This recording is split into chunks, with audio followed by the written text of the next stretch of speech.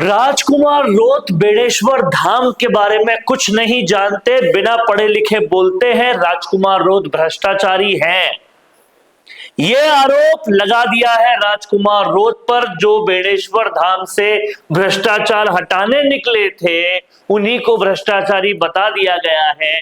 BJP Congress तो पीछे पड़ी ही हुई थी और बाकी सब लोग भी राजकुमार रोत के पीछे पड़ गए हैं और राजकुमार रोत को ही हर तरीके से भ्रष्टाचारी बताने पे लगे हुए हैं। अब बेड़ेश्वर धाम के अपने लोग, ट्रस्ट के लोग, बेड़ेश्वर धाम चलाने वाले लोग ये साफ साफ कह रहे हैं कि कुछ नहीं जानते राजकुमार रोत बेड़ेश्वर धाम के बारे में, और कहीं ना कहीं किसी न किसी तरीके से वही लोग भ्रष्टाचार करना चाहते हैं, इसके लिए ऐसे आरोप लगा रहे हैं। क्या कुछ कह रहे हैं ये लोग, सुनिए। आज 2 दिन से मैं सुन रहा हूं कि हमारे डूंगरपुर बांसवाड़ा के सांसद राजकुमार जी रोत व आजपुर विधानसभा के एमएलए साहब उमेश जी आधी अधूरी जानकारी लेकर गलत दुष्प्रचार कर रहे हैं। तो मैं इनको बताना चाहूंगा कि ये बेड़ेश्वर के बारे में पहले तो समझ लें कि इस बेड़ेश्वर का इतिहास समझ लें। ये बेड़ेश्वर रियासत काल से मौजूद है, पूर्व में भी था, और इसका 240 बीघा का ये टापू, इस टापू को पहले रियासत देखती थी और सन 1985 में शायद उस समय रोत साहब और उमेश जी का जन्म हुआ हो या छोटे होंगे, तो उस समय से इस बेड़ेश्वर शिवालय प्राणन्यास ट्रस्ट का निर्माण किया गया है। देवस्थान से रजिस्टर्ड है और हर साल की इसकी ऑडिट जाती है। साथ ही 240 बीघा जो टापू है उसमें से टोटल बेड़ेश्वर महादेव का सुरक्षित था और ये अनसेटल्ड टापू था। तो जब मांझी महाराज आज से 315 साल पहले पैदा हुए और उनके जो तपस्या की वही इस बेड़ेश्वर महादेव की तपस्या करी, उनकी ये कर्मस्थली रही है। और जो राधा कृष्ण मंदिर का निर्माण किया गया उसके 168 साल के आसपास हुए हैं, जो मांझी महाराज की पुत्र वधू जनकवरी थी, और डूंगरपुर रियासत के राजकोष से उसका निर्माण किया गया। साथ ही हरिमंदिर सामुला का भी निर्माण किया गया।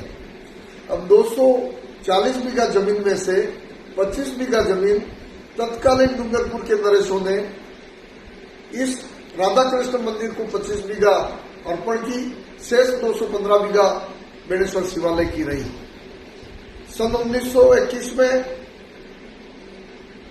श्रीगोड़ ब्राह्मण एक अखंडानंद जी नाम के मुंगेर के थे, जिन्होंने जो 25 बीघा राधा कृष्ण मंदिर को दी गई थी जमीन, उसमें एक कुटिया बनाई और अतिक्रमण किया था।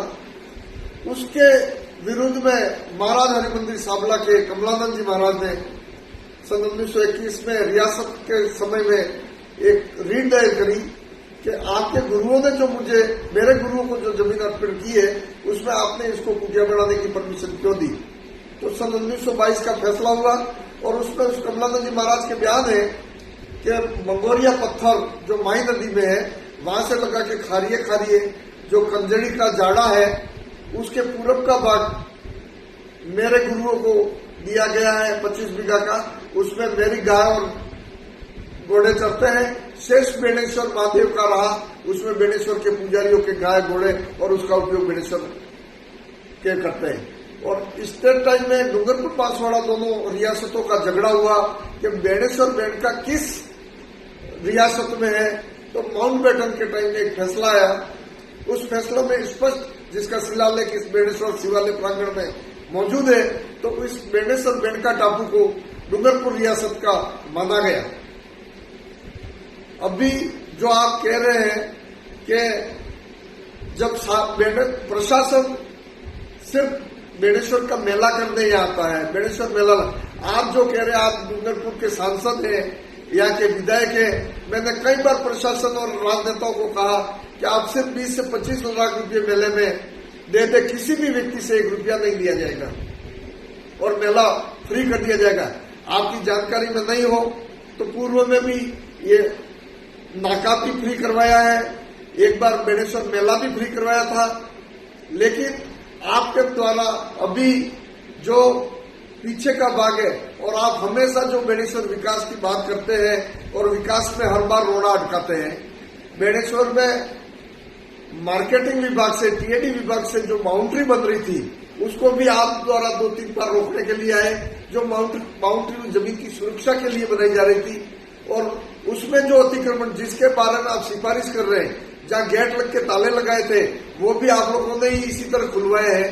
तो आप उस बाउंड्री के अंदर अतिक्रमण क्यों चाहते हैं? और इसके बाद आपने कहा कि यहाँ 2016 के पहले जब सेटलमेंट नहीं हुआ इस जमीन का, उसके पहले सभी समाजों की धर्मशाला बनी हुई है, या आदिवासियों की भी बांसवाड़ा जिले के 22 चौरा के सभी गांवों की धर्मशाला का भी निर्माणाधीन है। और इसके बाद आप जो कह रहे जो साधु बनते हैं, तो साधु सिर्फ अपने शारीरिक उद्धार के लिए बनते हैं, या वो अपने परिवार, बाल बच्चे या इस तरह से अड्डे जमाने के लिए बनते हैं जिनकी आप सिफारिश करते हैं? तो उस जगह पे वो लोग अपने अड्डे बना के बैठते हैं। और आपने एक बात ये कही कि साल भर तक बेणेश्वर शिवालय ट्रस्ट इन यात्रियों की सुरक्षा, सुविधा सब कुछ करता है। और उस बाउंड्री में जैसे वाल्मीकि मंदिर की भी बाउंड्री है, उसमें भी 5-25 दुकान लगती होगी, तो आखिर वो मंदिर वहां सेवाएं देते हैं, वो लोग कार्यकर्ता वहां रहते हैं। तो अगर वो मंदिर के नाम से कुछ पैसा ले भी लेते हैं, तो क्या उन्होंने गलती कर दी है? और यहाँ ट्रस्ट के द्वारा भी जो दुकानें लगाई जाती है, शेष बेणेश्वर मेले में जो दुकानें लगती है, उसका राशि आज दिन तक पंचायत समिति और आप नेताओं के मार्फत से लिया जाता है, जो पंचायत समिति को दिलाते हो। तो आज दिन तक पंचायत समिति घाटे में चलती है, हमेशा 20-20, 25-25 लाख टीएडी का आता है। तो ऐसा क्यों? हम तो कह रहे हैं कि आप 20 लाख रुपये ही दे दीजिए, ये पूरा मेला फ्री में करवा के हम दे देंगे। और आप यहाँ विकास चाहते हो, जैसे आपने अभी बात कही कि जमीन लेवल करने की, आपने जो जमीन लेवल करी, उसी समय हमने कहा था कि आप इतना खर्चा क्यों कर रहे हो, आप इस पे क्या करना चाहते? आपने कहा था कि हम वृक्षारोपण करना चाहते हैं। ये मैंने कहा था कि आप कितने वृक्ष और टी गार्ड दे दीजिए, मैं खुद वहां रह के वृक्षारोपण। आप ऐसा काम नहीं करते, आप भवन बनवा दें। आपको भवन बनवाना है, बेणेश्वर शिवालय के दक्षिण दिशा में एक फिक्स जमीन की गई है। अगर आप भी कोई 50 लाख का 100 फीट 200 फीट का भवन बनवाना चाहते हैं, तो आप इस जगह पर उस धर्मशाला के सीट में बनाइए, कौन ना कहता है? और आपने कहा कि बेणेश्वर ट्रस्ट में कोई आदिवासी नहीं है। इस बेणेश्वर शिवालय ट्रस्ट सन 1985 में बना, उस दिन से सभी समाजों का प्रतिनिधित्व है। इसमें 150-160 के आदि, कोई जात ऐसी नहीं बची है। सनातनी लोग जो वैष्णव धर्म को मानने वाले हैं, जो इस ट्रस्ट में नहीं है, और जो आए दिन इन मीटिंगों में आते हैं। आप सांसद बने, विधायक बनने के बाद आपने इस बेणेश्वर के दर्शन कितनी बार किए? आप कब आए? आप सिर्फ आते हैं मेले टाइम में, कोई बखेड़ा करने के लिए। और जिन लोकल लोगों की आप बात कर रहे हैं, तो वो लोग क्या करते हैं कि जो पूरे रोड पे मेले से पहले खूंटे गाड़ देते हैं, और खूंटे गाड़ के वो दूसरे लोगों को बेच देते हैं जमीनें। उसके लिए हम बात कहते हैं, तो उनका भी आप सपोर्ट करते हो। तो भ्रष्टाचार तो आप करवा रहे हो, हम कर रहे हैं। इसके बाद आपने मेले से पहले जो जमीन लेवल की, वहां पे कि भाई इन सबको अतिक्रमण हटा दे, ये बात कही थी, हम भी तैयार थे। जिसमें उस बाउंड्री में जितने भी अतिक्रमण है हटाने के लिए हम तैयार थे, आपने भी ये बात कही थी। इसके बाद आपने खुद ने एक टीन सेट लगवाया, जहां एमएलए साहब आप 2-2 बार 4-4 बार आए, और अभी इस मेले के बाद में आपने उसके अंदर एक कमरा भी खड़ा कर दिया। तो और उस जगह पे मेले में आपके कार्यकर्ताओं द्वारा, आपके लोगों द्वारा, जो आदिवासी गरीब लोग या अस्थि विसर्जन करने आते हैं, उनकी रसीद पैसे ले लेके वहां भोजन बनाने के बैठने दे रहे हो। तो आप कौन सी सुविधाएं दे रहे हो? आप इस तरह से या बेणेश्वर में इस धार्मिक आस्था के प्रति, इन लोगों के आस्था के प्रति कुठाराघात क्यों कर रहे हो? और इसके बाद आपकी कोई भ्रांतियां हैं, आप सामने आ जाइए, आमने सामने। आप क्या विकास चाहते हैं, हम यहाँ क्या विकास चाहते हैं? अगर अपन सब मिलकर इस टापू का विकास ही चाहते हैं, तो एक जाजम पे बैठ के बात करें नहीं। इसमें तेरा मेरा करने की क्या आवश्यकता है?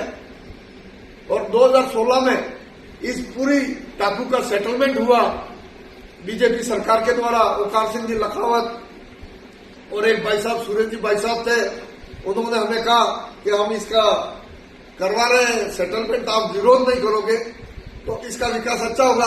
उस बात को लेके हमने सहयोग किया। 2016 के पहले 1 इंच अतिक्रमण हमने नहीं करने दिया। आज के बाद 4 टापरियां तो पीछे संगम की तरफ बन गई 2016 के बाद में, अभी ये बन गई। तो अतिक्रमण कब हो रहा है और किसके द्वारा? जब अब भी हो रहा है तो आप लोग क्या प्रशासन को कह नहीं सकते हो क्यों किया जा रहा है? और 2000 सेटलमेंट होने के बाद इस नदियों सहित ये 544 बीघा 14 विश्वा का टापू बना। और एक सबसे बड़ी, इस टापू के साथ, इस साकरखाया गांव के साथ, इस पंचायतों के साथ कितना बड़ा कुठाराघात किया वो आप लोगों की जानकारी नहीं है कि ये जो आबूदरा जिसको कहते हैं वो साकरखाया गांव की लैंड है, जमीन है। उस जमीन को 2016 में सेटलमेंट करके आपके प्रशासन के द्वारा 9.5 बीघा जमीन साकरखाया की उठा के बेणेश्वर में डाली। बेणेश्वर को रेवेन्यू गांव घोषित किया बिना आबादी का। इसके बाद सीधा सोम और माई के बीच का भाग साकरखाया गांव पंचायत वल्लई का पड़ता है और उसमें साकरखाया के नागर ब्राह्मण को रियासत काल में बेणेश्वर महादेव का अभिषेक करने के लिए ठाकुर की उपाधि दी और साकरखाया गांव नागर ब्राह्मण को माफी दे दिया गया। और साकरखाया में जो पुजारे रहते हैं जिनको वल्लई ठिकाने से 29 बीघा जमीन माफी दी है, जो ये पुजारी कास्ट करते हैं और इस बेणेश्वर की पूजा करते हैं। और अभी इन लोगों ने इस पूरे भूभाग को उठा के, इस रेवेन्यू गांव को उठा के गोलपुरा पंचायत में डाल दिया था। उसका भी ट्रस्ट जरा बराबर विरोध करता रहा। और अभी वर्तमान में जो साकरखाया हक था, साकरखाया के लोगों ने अपने हक में अभी इस पंचायत के गठन में डलवाया था, लेकिन कई बड़े राजनेता जिसकी सरकार है, जो सत्ता में है, इन्होंने भी वापिस बाटोली में डलवा दिया। तो इतना बड़ा इस दाम का, और हम तो ये चाहते हैं कि ये किसी पंचायत में नहीं हो, ये अपने आप में स्वतंत्र रहे। और जब बात करी वाल्मीकि ट्रस्टों की, तो वाल्मीकि मंदिर ट्रस्ट भी, यहाँ कई प्रकार के ट्रस्ट है। ब्रह्मा मंदिर में भी चल रहा है, गायत्री मंदिर में भी है, वाल्मीकि मंदिर की कमेटी चल रही है, राधा कृष्ण मंदिर की भी चल रही है। तो जहाँ वाल्मीकि मंदिर की कमेटी बनवाई है उसमें सिर्फ आदिवासियों के अलावा और कौन है? और आदिवासी जब यहाँ पनौती में आते हैं, हर जगह आता है, तो सबसे ज्यादा सुविधा बेणेश्वर शिवालय देता है इनके हर बार। और जो भी वर्तमान कमेटी बनी हुई है उसके हर प्रकार का सहयोग बेणेश्वर शिवालय देता है। और आज से गौतम भाई हमारा भी पूरा Sabla committee, Khatela committee, Sagor committee और महाराज श्री देवानंद जी के समय ट्रस्ट के सानिध्य में ट्रस्ट की जो 215 बीघा जमीन थी उसमें से वाल्मीकि मंदिर का निर्माण करवाकर सुरक्षित जगह दी और उसमें अपना बैठने की सब व्यवस्था है। आज भी 2 भवन आए हमारे द्वारा वाल्मीकि मंदिर में बनाने की सिफारिश की गई। फिर ये बार बार आदिवासी और गैर आदिवासी बताकर क्यों इस धार्मिक स्थल के साथ में इस तरह की बातें की जाती है? आप अच्छा, हमारा स्वागत है आपका, आप यहाँ विकास करना चाहते हो तो आप किस प्रकार का विकास करना चाहते हैं उससे हमें भी अवगत करा दें। हम जो चाहते हैं उसकी भी बात करें और वो करने योग्य। आप अपने आज सत्ता में हो, आप पदाधिकारी हो, एक एमएलए हो, एक एमपी हो, आप पैसा दो, अच्छे गार्डन डेवलप कराएंगे, अच्छा वृक्षारोपण करेंगे। लेकिन आप इन छोटी छोटी बातों के लिए छोटी छोटी चीजें लेके इस तरह से उकसाने की बातें करते हो। और बेणेश्वर में जब भी सरकार के द्वारा और जो भी काम किया गया है हर बार आपके लोगों द्वारा आप विरोधी करते हो, ऐसा क्यों? कौन चीज जगह पे आदिवासियों को बैठने नहीं देता है?